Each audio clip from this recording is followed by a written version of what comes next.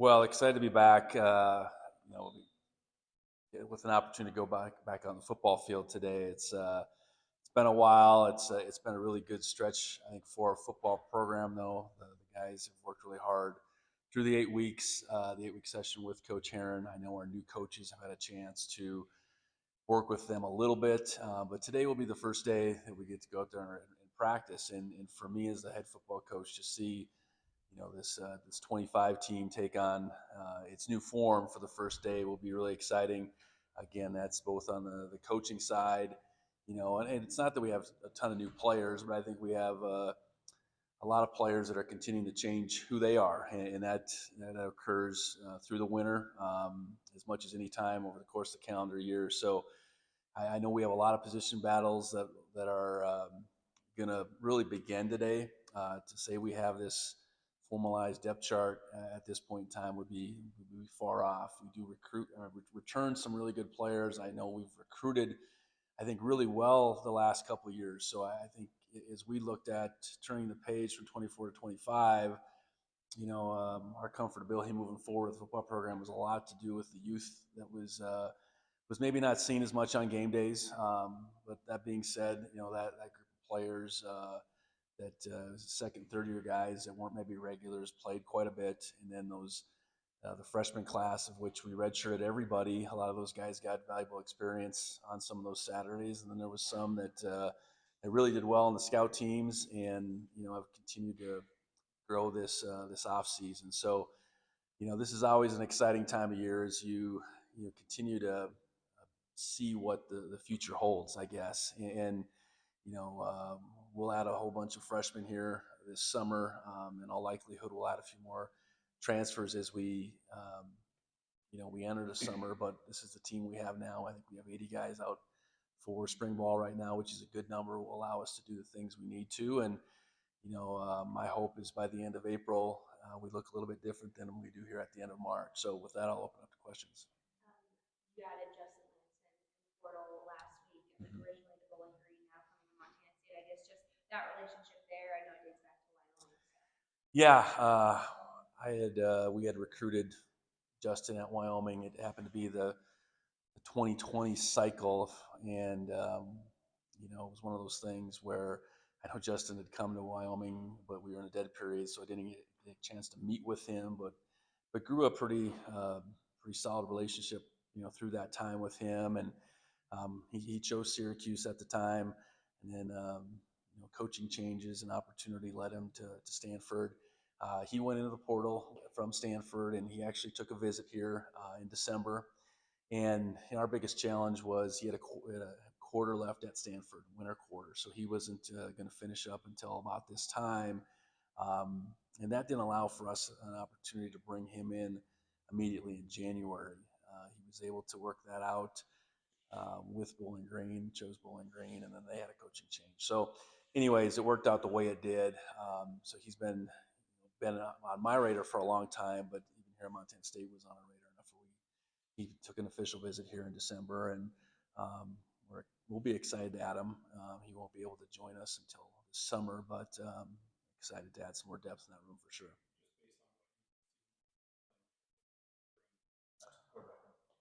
Well, I think going back to what I thought of him as a high school recruit, first and foremost, was a dual threat. Was athletic, could throw it. I really thought who he was as a leader, and a competitor was the types of things you're looking for.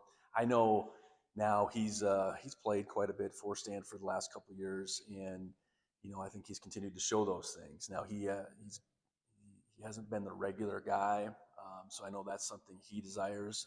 At the same time, we have guys that are on our roster that desire the same thing. So, I think for us, adding depth, adding an experienced player in Justin was the opportunity that we have in him, I guess, or we're granted with getting him here, and we'll look forward to see how that unfolds. I have been, I think, really pleased. We have been really pleased with the continued development of Reed and Wilson and Duchesne in particular. I know River Warren joined us here in January as well. So seeing what those four guys do spring ball is probably the first thing that'll happen, and then mixing Justin in. And I think they all bring something a little bit different to the table. And with Justin, going back to your question, I think it's a competitive guy that he can run it, but he can throw it, and he's just looking for an opportunity to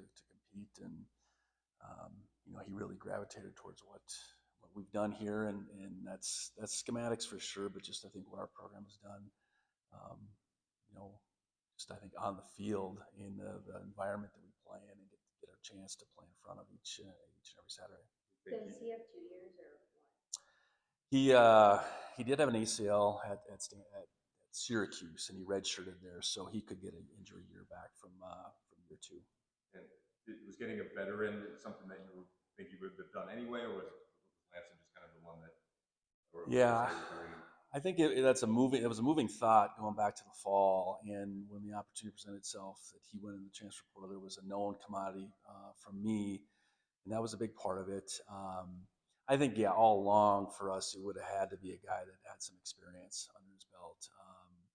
I think we have talented young players in that room already. So, with Justin and his experience, I think that was a necessary component. But also the fact that I had familiarity with him back to high school was important. I had a chance to talk to Coach Taylor at Stanford, and he had good things to say about who he was as a quarterback, a competitor, a teammate. I think all those things as well.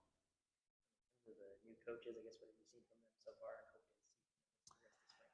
Yeah, I think that's as maybe exciting as anything for me right now is you get to interact with those guys in the office and see them interact. I know offensively, really almost an entirely new structure there. I know we returned Jordan. Jordan was new back in May, so he hasn't even had spring ball with us. I know we moved Sam, who's been in our program. So, seeing that group come together, and I think with Pete leading that group, I think has been what I'd hope for. We need to continue to evolve on offense, and evolution happens because you get fresh eyes sometimes. You bring new ideas to the room, to the field, and I think they're just as excited as I am to then see the players and see how what we have on our roster, how that fits what we intend on doing. And I think that's still a moving target as well. But they've worked real well together to this point. I know the shuffle on defense, a lot of continuity with those guys. Most of those guys haven't worked together, but obviously guys in elevated roles. So I think again, same thing there. They've worked together well in the office, in the meeting room. Adding Trent Green's been a great addition in my mind, and now to get a chance to see it play out on the field, and I think that'll be more telling than anything. I think the next 5 weeks for me will be a much better tell than maybe the last, let's say, 5 to 8 weeks have been. But all guys that are really excited to be here. I think we've assembled a really good staff to this point as far as the different varied backgrounds, and I think guys certainly want to work together and work here at Montana State. In terms of O-line, D-line, one new coach, one familiar face. Yeah, I think our transition from 24 to 25. The thing that I look and like the most is we returned quite a bit of players there. First and foremost, I know we lost some guys in the offensive line, but we returned guys that have experience. We returned some young guys that I think are climbing the ranks pretty fast. And the defensive line, we return more at that position group than any other position group on our team. So, starting with the players, that's the most important thing. And then I think with Matt Smith coming in, he's got familiarity to some degree with what we've done here through his connection with Brian Armstrong and just even how to call things and terminology Brian used. So I think that's been a really good transition with the players first and foremost. And then I think on the defensive side, Coach Howe's taken a step away a little bit from the defensive line, but he'll still be able to be involved, but really allowing Coach Mapp to continue to grow his role, I think has been good for him. It's been good for that room. And, we're going to need both those groups to play to the level they've played, if not better. And I think we definitely have makings for that. What was kind of the reason, I guess, for how taking a step away from the defensive line? Well, I think a coordinator has to be able to, operate front to back to front. And if his focus, while be coordinating, would allow for that, I think if he was still exclusively coaching in the defensive line, it would maybe free him up on the field, even in the meeting room, to do that. So I think it just made the most sense with the guys that the guys we returned. If Coach Bapp hadn't been working our program for the years he had, I maybe wouldn't have done it. If there wasn't this opportunity to move Jody into linebackers in the linebacker room, or even Coach Shepard into the safeties room, I don't know if it would have made as much sense. But with those four, I just felt like shuffling it like we did made the most sense. Because as a coordinator, you don't want to be exclusive to one group. You need to get to know, I think, players from, again, front to back to front as far as the defense goes. And I think this allows for that to happen better than it would have otherwise.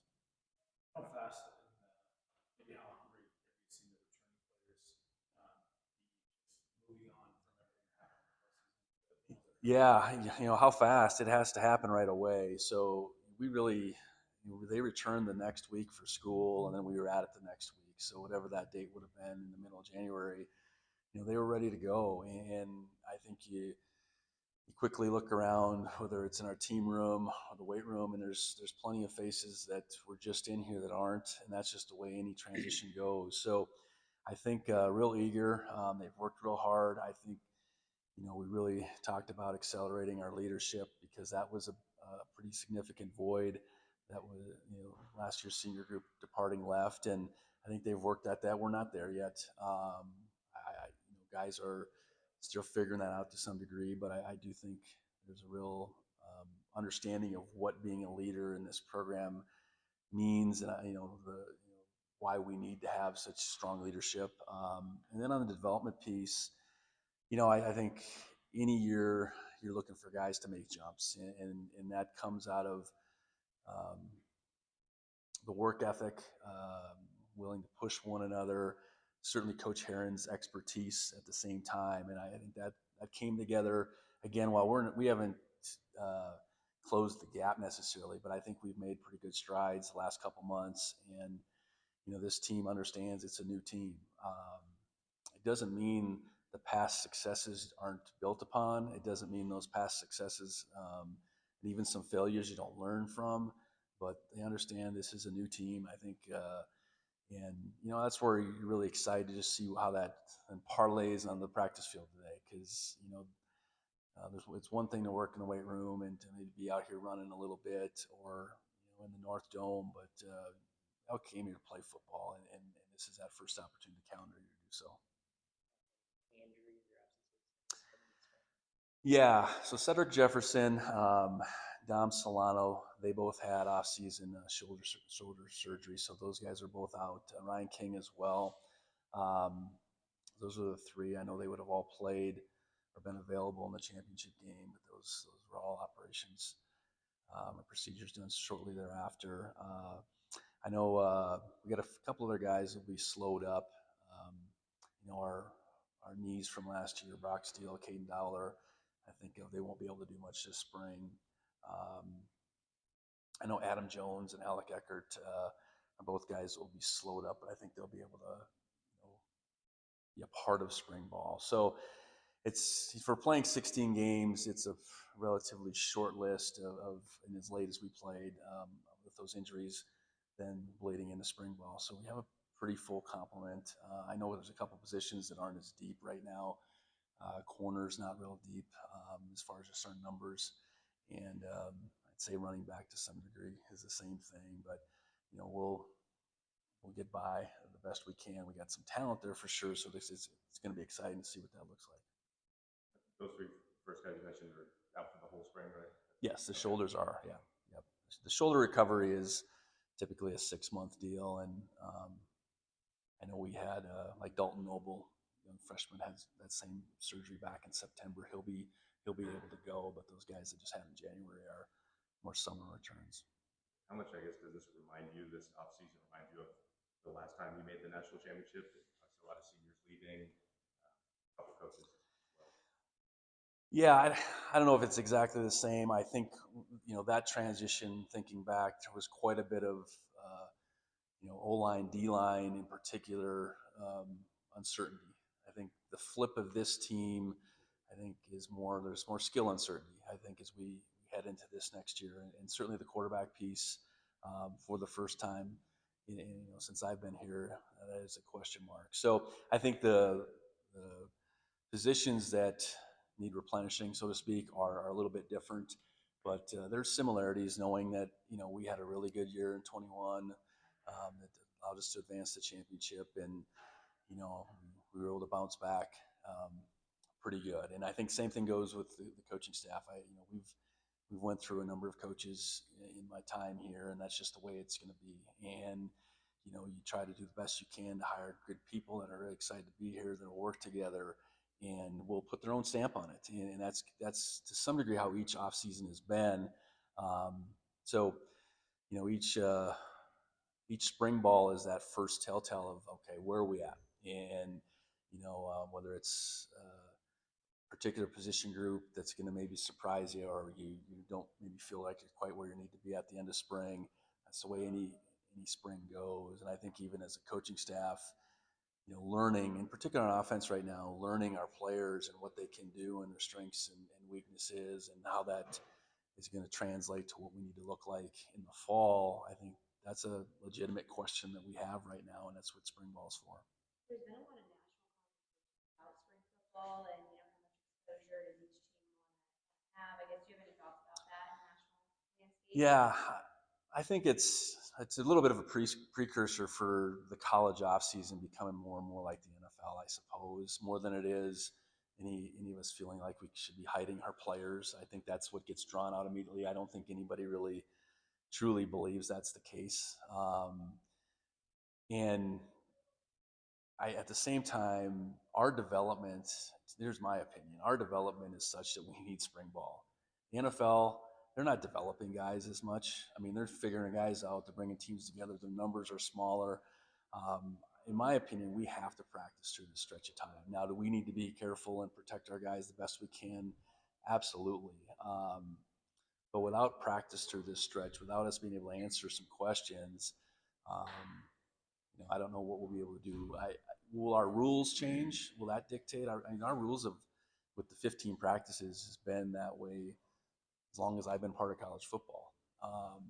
Will it gear towards, or our calendar change? I think that's probably something that could happen, where all of a sudden transfer portal dictates that our calendar and our access changes more from a March, April to, or February, March, April actually, to more of a May. And that maybe would change how I look at it. But I think in the current setup of our calendar, we need this time. And our spring ball isn't going to look much different than it has. I think giving our fans the opportunity to see our players on April 26th in Sunny Island Classic, I think that's important for them. But I think it's also important for some of those guys that haven't been in that stadium and played in any kind of game-like setting to be able to do that too. So, it's everybody's always trying to look a few steps ahead, and I think that's probably what some of the thoughts are across the landscape. Is more, are we heading towards more of an NFL model, transfer portal, and the change of your roster? I think, and your investment in your roster in the spring is probably what has gotten some guys changing their thoughts about spring. I've even seen places that aren't really talking about putting a team together, developing a team until the summer. It seems crazy to me. They're talking about developing individuals right now. So, as I said, if the calendar is going to stay the same, if the rules are going to stay the same, I still think how we operate spring ball is how I want to operate it. But you never say never as far as adapting and evolving. Just curious your thoughts on Josh Allen and MVP. Super proud of him. I think it was well deserved. I think anytime you're up for an award like that, I'm sure people could argue it could be someone else, but I think he was as deserving as anyone. I know he would ultimately change it for the ultimate prize in that league. But yeah, he's come a long way. He's in, you know, a span of time that this is how you, as a coach, as a person that was involved with him when he was younger, this is how you want it to work out, I guess, and having him having the success, because it doesn't always play out that way. To get, to an organization like he did, for them to support him fully, and then for him to take off, it's been a pretty neat deal.